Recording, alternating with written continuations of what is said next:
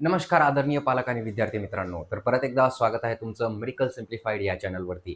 चॅनलवरती नवीन असाल तर चॅनलला नक्की सबस्क्राईब करून घ्या, जेणेकरून सगळ्या इन्फॉर्मेशन जे पण तुमचे डाऊट असतील काउन्सिलिंग रिलेटेड आणि नीटच्या विषयाबद्दल जे पण काउन्सिलिंग होणार आहे आपली, त्याच्याबद्दल सविस्तर माहिती फक्त आणि फक्त या चॅनलवरती तुम्हाला भेटत असते आणि सगळी सखोल इन्फॉर्मेशन भेटत असते.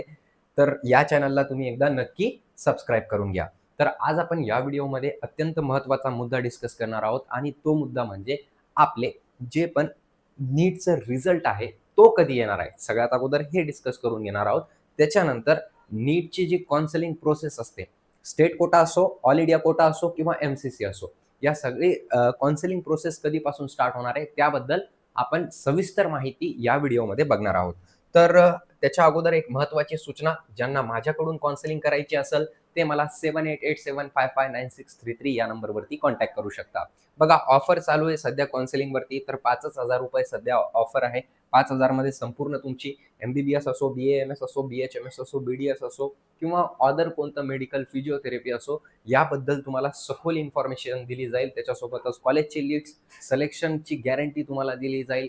कोणत्या पण एका कोर्सानुसार, तुमच्या रँकनुसार, तुमच्या बजेटनुसार परफेक्ट कॉलेजची निवड तुमच्यासाठी करण्यात येईल. त्याच्यासोबतच प्रत्येक कॉलेजचं जेवढे पण महाराष्ट्रामध्ये कॉलेजेस आहेत त्यांचे सगळ्यांचे रिव्ह्यू तुमच्याकडे देण्यात येईल पी-डी-एफ फॉर्मॅटमध्ये. त्याच्यासोबतच एक डाऊट ग्रुप असतं आपलं, त्याच्यामध्ये तुम्हाला ॲड केलं जाईल आणि त्याच्यासोबतच तुम्हाला पर्सनल गाईडन्स दिलं जाईल आणि सोबतच आपलं जे गाईडन्स असतं ते पर्सनलाइज गाईडन्स असतं. जर का तुम्हाला अदर राज्यामध्ये जायचं असेल, बाहेरच्या राज्यामध्ये बी-ए-एम-एस करायला जायचं असेल, मार्क कमी असेल, तर तुम्हाला पर्सनल गाईडन्स केलं जाईल आणि कमीत कमी बजेटमध्ये तुम्हाला बाहेरच्या राज्यात ॲडमिशन मिळवून दिला जाईल. ठीक आहे. सो तुम्ही कॉन्टॅक्ट करू शकता 7887559633 या नंबरवरती अथवा माडा कॉलनी भोकरदन इथं तुम्ही व्हिजिट देऊ शकता. ठीक आहे. आता सगळ्यात अगोदर आपण हे डिस्कस करून घेऊया, की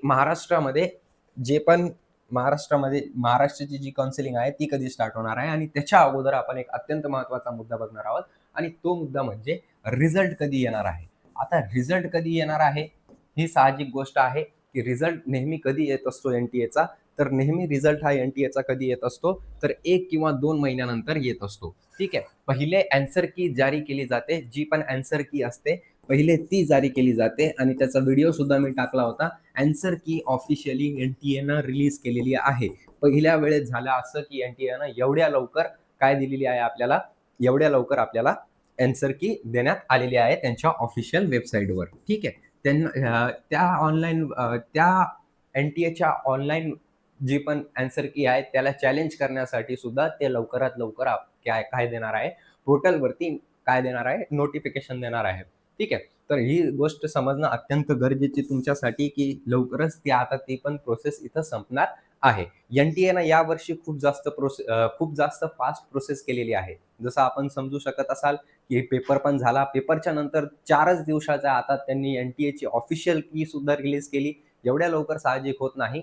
तर असा आपण अंदाज लावू शकतो, की मागच्या वर्षी 1 महिन्याच्या नंतर रिझल्ट आला होता. तर यावेळेस तसं साहजिक आपल्याला दिसत नाहीये. ट्रेंड बघितला आपण तर साहजिकपणे लवकरच एन-टी-ए आपलं रिझल्ट प्रदर्शित करणार आहे. ठीक आहे. जी ॲन्सर की आलेली आहे त्याच्यानुसारच पेपर चेक होत असतात. हे समजणं अत्यंत गरजेचं. ॲन्सर की आली, रिझल्ट आला. रिझल्ट आला. आता रिझल्टच्या नंतर रिझल्टची डेट काय आहे ते सांगणं अत्यंत गरजेचं, की माझ्या हिशोबाने कमीत कमी 25 मे ते 3 जूनपर्यंत साहजिकपणे रिझल्ट आपलं लागू शकतो. कारण यावेळेस सगळी प्रोसेस त्यांनी फास्ट केलेली आहे. आपल्याला समजत असेल, की एन-टी-एनं लवकरच काय दिलेलं आहे आपल्याला, हे सुद्धा दिलेलं आहे. काय सुद्धा दिलेलं आहे? ॲन्सर की सुद्धा दिलेली आहे. तर याचा अर्थ 25 मे ते 3 जूनपर्यंत आपण पकडून चालू शकतो. ठीक आहे.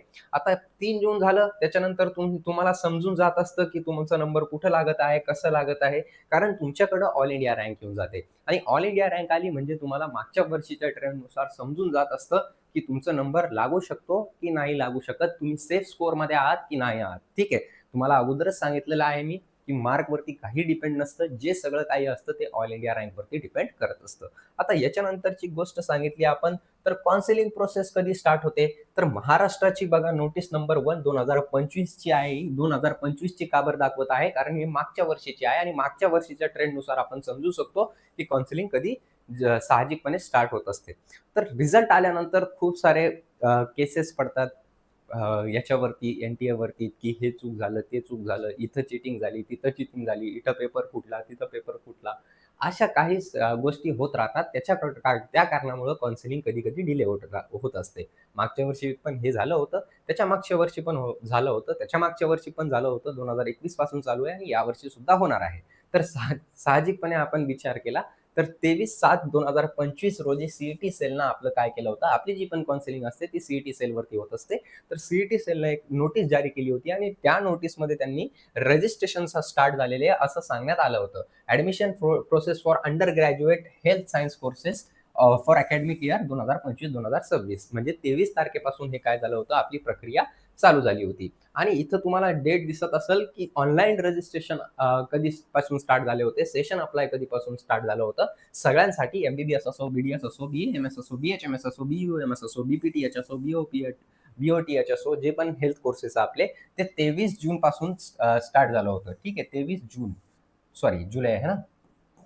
जून 6 असतं. 23 जुलैपासून स्टार्ट झाली होती. तर यावर्षी पण तसंच होणार का? तर साहजिकपणे बघितलं आपण तर 13 जुलैपासून ते 20 जुलैपर्यंत आपली काउन्सिलिंग स्टार्ट होऊ शकते. 13 जुलै ते 20 जूनपर्यंत. आय होप तुम्हाला हे समजलं असेल आणि त्याच्यानंतर खूप जास्त लेंदी प्रोसेस होत चालते ही, कॉम्प्लेक्स प्रोसेस होत चालते. तर त्या कारणामुळे सांगत आहे मी तुम्हाला, ही कॉम्प्लेक्स प्रोसेस जी असते ती सगळं समजणं अत्यंत गरजेचं असतं.